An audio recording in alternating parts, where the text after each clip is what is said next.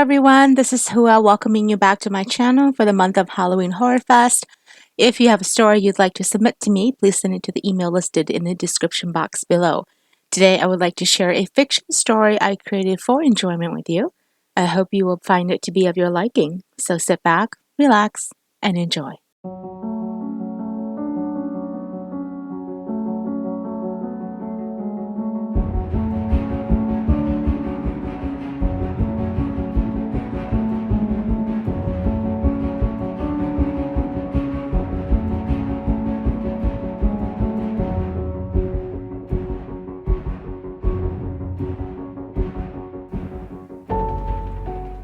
I was my parents' youngest son, the rebel, the one who argued and threw temper tantrums at everything growing up. Everyone gave in to me because my parents said so. Granted, I grew up to be a spoiled brat and thought the world should beg on its knees for me.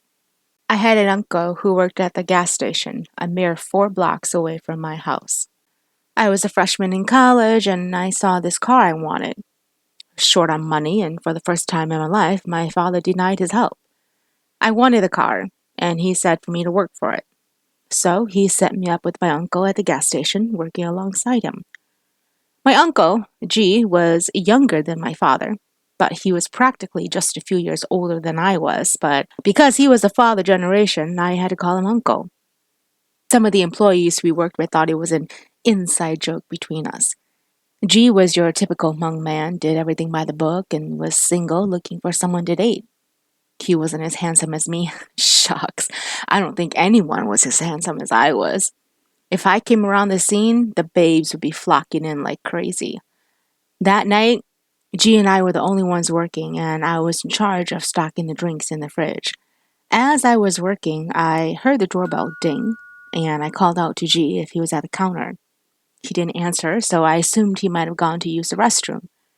I walked to the front, and a beautiful girl with blonde hair and bright blue eyes stared at me. "Hi," she said in a soft, seductive tone. "A pack of camels, please." "Sure thing." I walked around the counter and grabbed it, and then I smiled at her. "Can I see your ID?" She smiled and dug around in her purse, then looked up at me. "Oh, I forgot it. Can you just sell it to me?" I groaned and made a face. You'll get me in trouble." "Please?" she asked, raising her eyebrows. "I promise I won't tell anyone." I smiled. "Look, I get that. But heck, there's cameras all around here, and if my boss were to check out the videos, he would fire me." "I'm sorry." I tapped the sign on the counter. "I gotta check your ID." She forced a smile. "It's okay. I understand. I'll just go and grab a drink." She left and came back quickly with a water bottle, paid, and left the store. I returned to stocking the items, and when my shift finished, my uncle went his own way home, and I started toward the path toward my house. As soon as I rounded the corner of the store, though, I saw her standing there by the air pump machine. "Hey," she said with a smile. Are you done with your shift?" I pulled my jacket on and nodded. "Yeah, I am. Don't tell me you were out here waiting all night for me."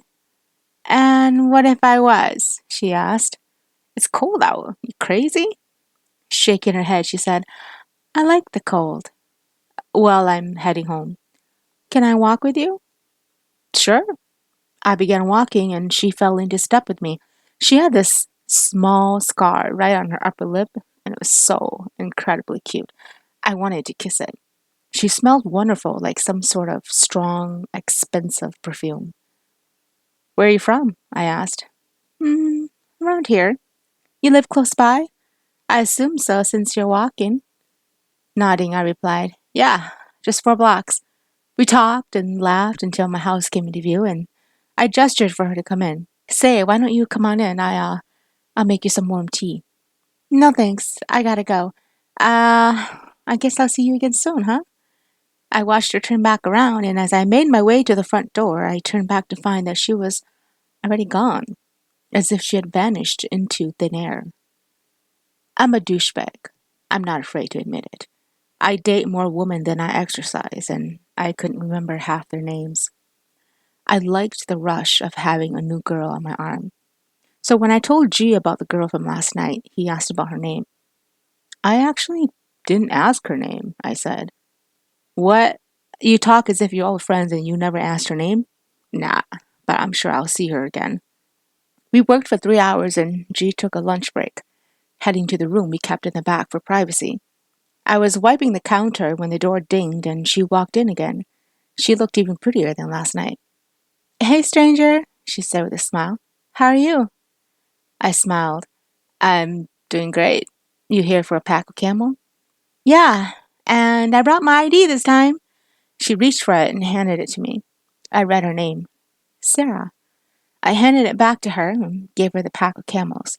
She gave me a 20 and I put it in the cash register, giving her change. You off at the same time? She asked. You know it. Great.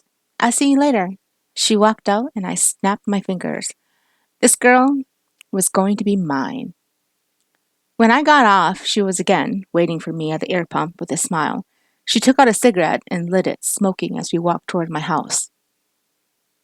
Tonight, the smell of the cigarettes overpowered her scent, but I noticed that she wasn't wearing the same perfume as yesterday.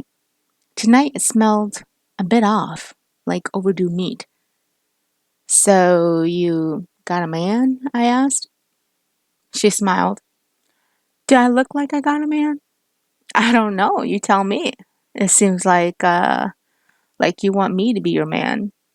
Laughing, she replied, You got a chick? A chick? What the hell is that? Some small baby chicken or what? Who the hell says you got a chick? I do. We laughed, and soon my house came into view. She again declined my invitation, and this time I watched her walk around the corner and then went inside. I slept hard.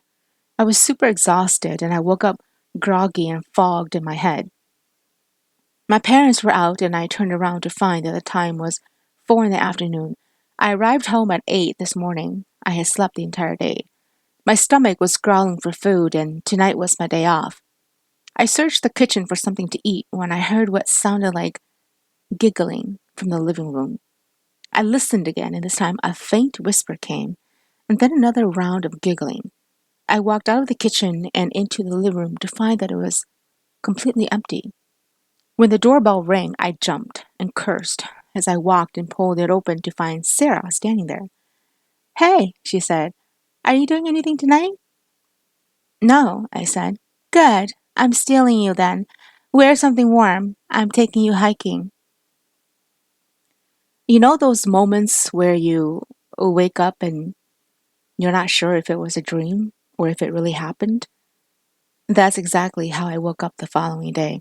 I remembered I went with Sarah and we were walking outside together, and then everything goes black, like it's been wiped clean from my mind. I can't recall what happened, only that I woke up in my bed with dirty clothes and smelling like something rotten.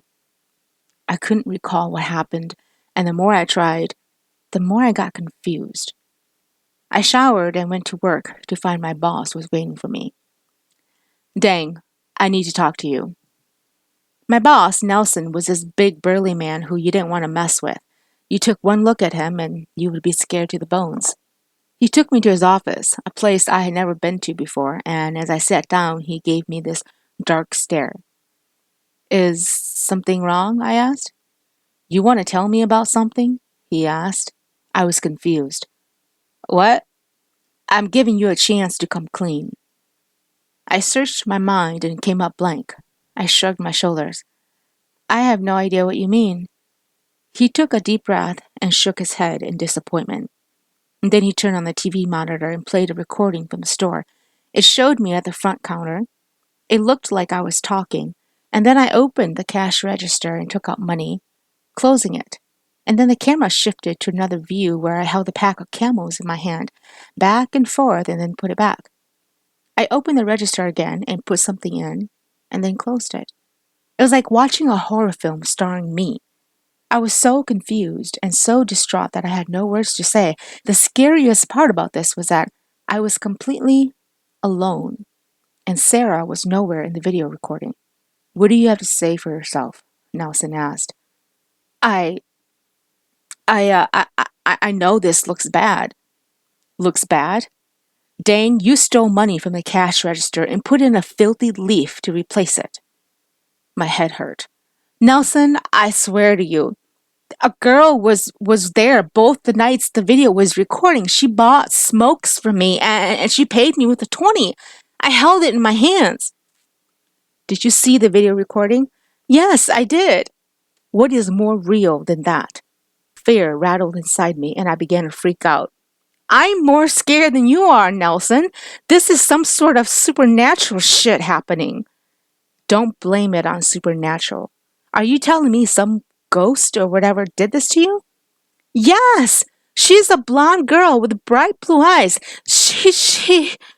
And then my voice faded as my eyes caught the photo on the back of his shelf. Who the hell is that? I asked. Nelson turned to look at where I was gazing. Who is what? That! I pointed to the photo. He turned around to look at me. That's my daughter, Sarah. She was gunned down here 9 years ago working the graveyard shift. Some loser came in looking to buy a pack of smokes and tried to rob her, and when she refused, he shot her and left. All for a pack of smokes. What's it to you? I felt my mouth go dry. Holy shit. I know your daughter. She's the one I have been talking to for the past 2 nights in a row. Thank you, everybody, for tuning in. I hope that you certainly enjoyed that story. Mlong ta na ge chi sa king chi san chai. Min chan chung ja play nyam bo mi ba mi ge na ma.